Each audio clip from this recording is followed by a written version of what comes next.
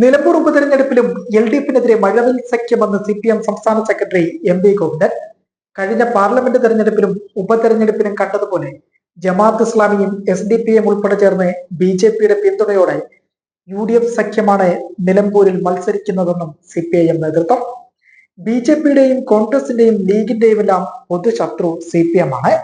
അതിനാൽ ഇതെല്ലാം ചേർന്നൊരു മഴവിൽ സഖ്യമായി മാറിയിരിക്കുകയാണെന്നുമാണ് CPM സംസ്ഥാന സെക്രട്ടറി പറഞ്ഞിരിക്കുന്നത്. അതിനാൽ അതിനകത്ത് തന്നെയുള്ള കുഴപ്പമാണ് ഇപ്പോൾ ഓരോന്നായി പുറത്തു വരുന്നത്. UDF വലിയ സംഘർഷത്തിലെല്ലാം തന്നെയാണ്. അൻവറുമായുള്ള പ്രശ്നം മാത്രമല്ല, അവർക്കിടയിൽ തന്നെ വലിയ പ്രശ്നമാണുള്ളത്. UDF സ്ഥാനാർത്ഥിയോട് അഭിപ്രായ വ്യത്യാസമുണ്ടെന്ന് അൻവറിന്റെ വാക്കുകൾക്കിടയിൽ തന്നെ എല്ലാം ഉണ്ട്. CPM-നെ സംബന്ധിച്ച് അൻവർ വലിയ പ്രശ്നമല്ല.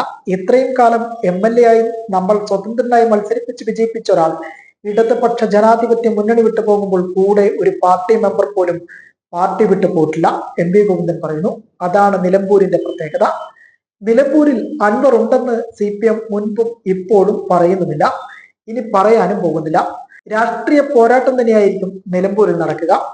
UDF-നകത്തെ അപസ്വരങ്ങളും തമ്മിലടിയും വികസനത്തിന് തുരങ്കം വയ്ക്കുന്ന പ്രതിപക്ഷ സമീപനങ്ങളും ഉയർത്തിക്കാട്ടുക എന്നതാകും CPM ലക്ഷ്യം വെക്കുക.